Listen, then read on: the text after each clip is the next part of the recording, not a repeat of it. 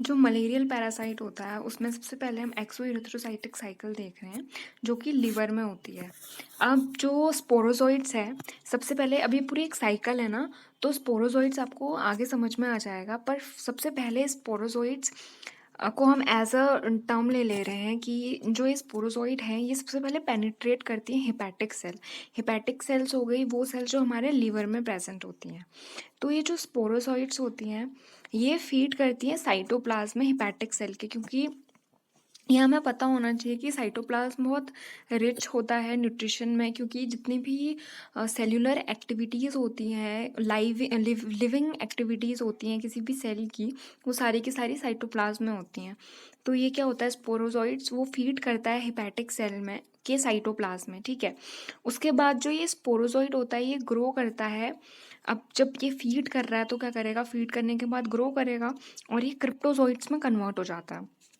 जो क्रिप्टोजॉइट्स होते हैं उनकी 4 माइक्रोमीटर होती है, उनकी जो डायमीटर होती है वो, और सीज़ोगोनी करती हैं ये क्रिप्टोजॉइट्स। अब सीज़ोगोनी क्या होता है ना, रिपीटेड माइटोसिस होता है। रिपीटेड माइटोसिस करती हैं, जैसे ये न्यूक्लियस है, इसमें वो रिपीटेड माइटोसिस करेंगी तो क्या होगा, ये पूरा न्यूक्लियस भर जाएगा और इतना भर जाएगा कि एक टाइम पे ये बर्स्ट हो जाएगा। तो ये वही करती हैं क्रिप्टोजॉइट, जो हो गई वो 1000 नंबर, जब इतना ज़्यादा ये इतनी मैसिव ये अम, अपना जब डिवीजन करती हैं माइटोसिस की प्रोसेस से, तो ये क्या होती हैं, ये बर्स्ट हो जाती है सेल जो लिवर की होती है, और ये जो क्रिप्टोजॉइट्स होते हैं ये रिलीज हो जाते हैं लिवर में। अब जो क्रिप्टोजॉइट्स होते हैं ये क्या करते हैं, इन सबसे पहले ये आरबीसी को इन्वेड करते हैं, जो इरिथ्रोसाइट्स होती हैं उनको। तो अब ये जो क्रिप्टोमिरोजॉइट्स होती हैं ये क्या करती हैं ना, सबसे पहले ये उसके फॉर्म में, किसके फॉर्म में, ये दो उसमें वो हो जाती हैं क्रिप्टोमिरोजॉइट्स। सबसे पहली वाली क्या करती है, माइक्रोमेटा क्रिप्टोजॉइट्स, जो कि वापस माइक्रोमेटा क्रिप्टोजॉइट्स में टूटती हैं, और ये क्या, ये ना हिपैटिक सेल में ही इन्वेट कर रही हैं। और ये माइक्रोमीटा क्रिप्टोजोइट्स जो होती हैं ये इन्वेट करती हैं फ्रेश आरबीसी, फ्रेश रिथ्रोसाइट्स में, ठीक है। जो स्पोरोजोइट्स होते हैं ये मैसिव डैमेज करते हैं ह्यूमन लिवर में। जो सबसे हमने पहले देखा कि सबसे पहले स्पोरोजोइट्स जो हो रहे थे वो हिपैटिक सेल में क्या कर रहे थे, इन्वेट कर रहे थे। तो जो प्री इरिथ्रोसाइटिक साइकिल की ड्यूरेशन और एक्सो इरिथ्रोसाइटिक साइकिल की जो ड्यूरेशन होती है वो 8 to 10 डेज होती है। उसके बाद अब जैसे हमने देखा ये माइक्रो क्रिप्टोसॉइड्स हैं, और ये जो है उसके बाद जो सेकंड वाला पार्ट आ रहा है, ये जो यहाँ पे ये आ रहा है, ऐसे देखो, ये जो सेकंड वाला आ रहा है ये है मैक्रोमीटर क्रिप्टोजॉइड्स। और ये मैक्रोमीटर क्रिप्टोजॉइड्स वापस से वो होते हैं, मतलब रिपीटेड माइटोसिस करते हैं और मैक्रोमीरो क्रिप्टोजॉइड्स में कन्वर्ट होते हैं। और ये क्या करते हैं, फिर से बर्स्ट करते हैं, और ये क्या करते हैं, इन्वेट करते हैं फ्रेश हिपैटिक सेल्स को। तो माइक्रो क्रिप्टोसॉइट्स मतलब वो हैं कि जो माइक्रो मतलब कि जो छोटे होते हैं, और जो मैक्रो होते हैं वो क्या होते हैं, बड़े होते हैं। तो क्रिप्टोसॉइट्स में यहाँ पे दो क्लासिफिकेशन हो गए साइज के बेसिस पे, कि एक जो छोटे हैं और एक बड़े हैं। वो दोनों अपना अपना जो इन्वेट कर रहे हैं उसको, हिपैटिक सेल्स को, और फॉर्म कर रहे हैं माइक्रोमेटा क्रिप्टोसॉइट्स और मैक्रोमेटा क्रिप्टोसॉइट्स की। उसके बाद वाली जो साइकिल है ना ये आरबीसी में चल रही है। इससे पहले वाले जो मैंने स्टेजेस बताई थी वो सारी की सारी हिपैटिक सेल्स में चल रही थी, ठीक है। अब जो माइक्रोमेटा क्रिप्टोजॉइट्स है और मैक्रोमेटा जो मेगा जो भी है वो मेगामेटो क्रिप्टोजॉइट्स, वो दोनों क्या कर रही हैं, वो दोनों वो दोनों वो दोनों आरबीसी में इन्वेट कर रही हैं। वो आरबीसी में कैसे इन्वेट कर रही हैं वो हम यहाँ से पढ़ेंगे कि ये क्या करती हैं, penetration of cryptomerozoites and micro metacryptozoites in RBC. इसमें आरबीसी में इनका इन्वेजन हो गया, इन्वेट कर गई है, ठीक है। तो उसके बाद जो क्रिप्टोमिरोजॉइड्स होती हैं जिसको हम माइक्रो मेटा क्रिप्टोजॉइड्स भी कहते हैं, वो ग्रो करती हैं ट्रोपोजॉइड्स में, ठीक है। तो ये क्वेश्चन सबसे पहले ये आ सकता है कि जो ट्रोपोजॉइड्स हैं वो ग्रो करके मतलब किससे बनते हैं, तो उसका आंसर होगा क्रिप्टोमिरोजॉइड। उसके बाद जो ट्रोपोजॉइट होते हैं वो होते हैं डिश शेप में, और ये आरबीसी में इन्वेट करने के बाद ये बने हैं। और इसका जो वैक्यूल होता है वो कैसा होता है, स्मॉल होता है। इसमें न्यूक्लियस प्रेजेंट है, लार्ज वैक्यूल है। और ट्रोपोजोइट क्या होते हैं, रिंग शेप की होती हैं, और इनको हम सिग्नेट रिंग भी कहते हैं। सिग्नेट रिंग मतलब होता है इस तरीके की जो रिंग होती है जो पूरी गोल होती है, उसको सिग्नेट रिंग कहते हैं। उसके बाद जो नेक्स्ट है वो है, जो ट्रोपोजोइट है वो पहले सिग्नेट रिंग शेप का होता है, उसके बाद वो अमीबा शेप का होता है, और उसको हम अमीबॉइड स्टेज कहते हैं। और यहाँ पे ये क्या बनाता है, हीमोजोइन ग्रेन्यूल, ये याद रखना कि हीमोजोइन ग्रेन्यूल बनाता है। अब जो ये ट्रोपोजोइड होती हैं ये इरिथ्रोसाइटिक सीजोगोनी करती हैं। उसके बाद जो अब इसका में फिफ्थ पॉइंट है वो ये है, कि जो अब इसमें क्या हो गया ना, ये जो मीरोजोइट्स हैं और ये जो है ये क्या हो गया, ये बड़ा हो गया इसके बाद, तो ये इरिथ्रोसाइटिक सीजोगोनी करते हैं। उसके बाद मीरोजोइट्स हैं ये डिवीजन हो रहा है इनका, और ये क्या कर रहे हैं, हीमोजोइन ग्रेन्यूल है। तो इसमें जो ये येलो कलर के डॉट्स होते हैं इसको हम स्कफनर्स डॉट कहते हैं, ठीक है। ये इयोसिन करके जो एक स्टेन होता है उसको लेते हैं ये, तो इयोसिन स्टेन को लेने की वजह से इसको हम स्कफनर्स डॉट कहते हैं। उसके बाद जो सिक्स पॉइंट है वो ये मीरोजोइट। अब जो आरबीसी में जब मीरोजोइट ने अपना अपना मल्टीप्लिकेशन किया था, अपना मियोसिस से जब वो डिवाइड हो रही थी, तो अब ये जब ये देखो ये मीरोजोइट यहाँ पे जो ये हो रहे हैं, तो इसमें क्या होगा कि जब ये मीरोजोइट बहुत ज़्यादा हो गए और ये बस्ट कर गए, तो अब इसमें हमने देखा था कि यहाँ पे ट्रोपोजोइट्स में क्या हो रहा था ना, ये हीमोजोइन करके जो था ग्रेन्यूल्स जो बन रहे थे वो रिलीज होते हैं इसमें से।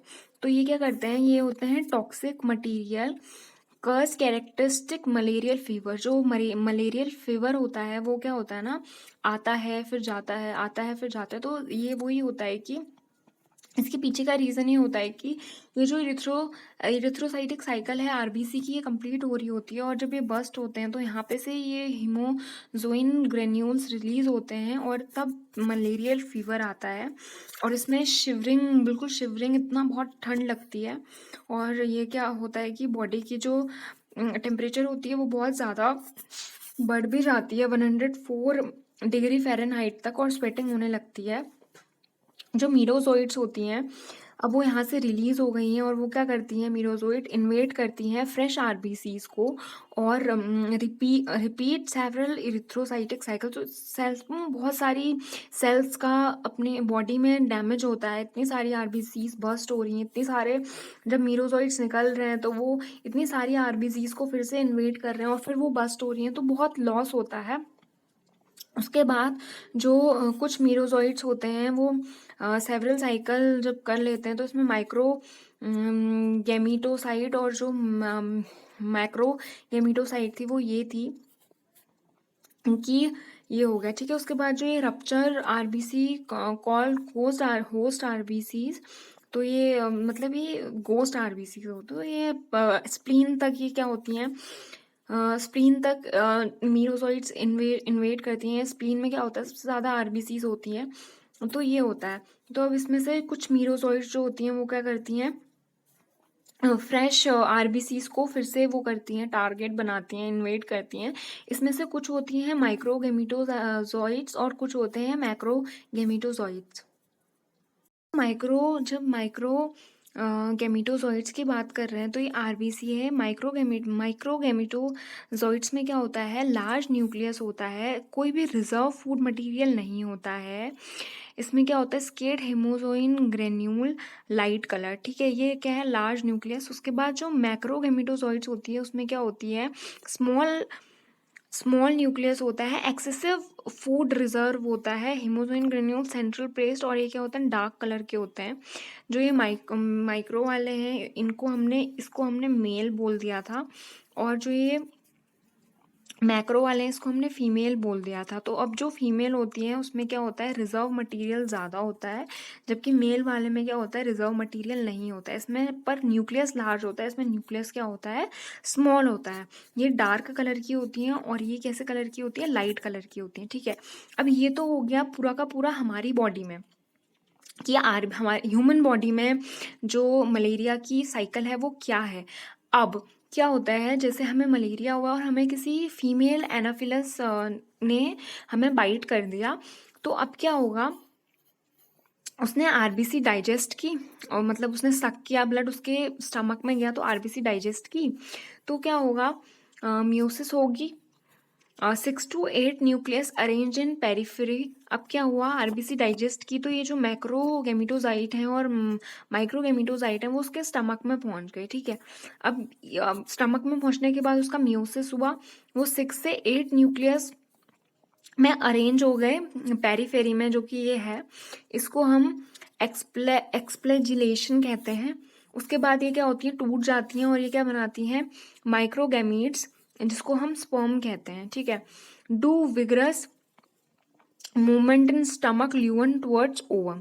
उसके बाद जो ये तो हो गया कि जो ये माइक्रोगैमिटोजोइट्स हैं इनका फीमेल एनाफिलस में क्या होता है, वो इस तरीके से टूटते हैं। लेकिन जो मैक्रोगैमिटोजोइट्स होती हैं वो क्या करती हैं, ऊजनेसिस करती हैं और ओवम फॉर्म करती हैं, जो कि सिंगल होता है और स्टेबल होता है। और जो ये होता है, ये कैसा होता है, विग्रसली मूवमेंट करता है, ठीक है।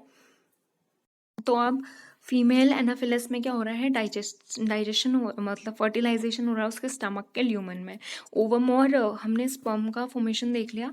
तो इसमें क्या होगा, after 9 to 10 days blood meal zygote is formed.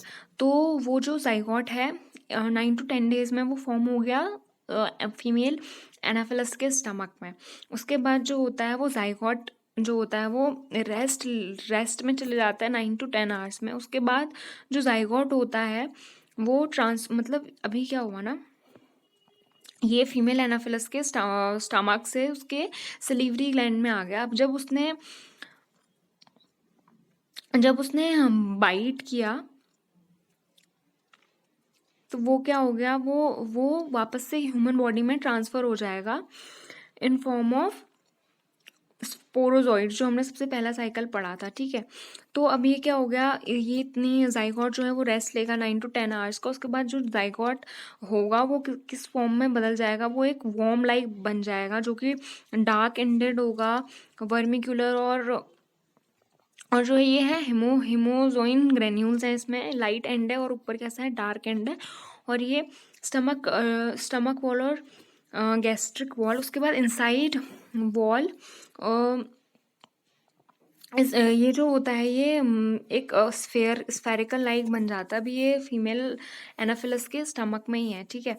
उसके बाद ये क्या बनता है, स्फेरिकल बन जाता है, ये सिस्ट लाइक बन जाता है और formed ookinetes and gastric wall में। उसके बाद in Anopheles stomach up to 2000 cyst are visible. तो इनका मैसिव डिवीजन होता है और ये फॉर्म होते हैं। उसके बाद जो oocytes होते हैं वो एब्जॉर्ब करते हैं नरिशमेंट एंड बिकम्स स्पोरेंट।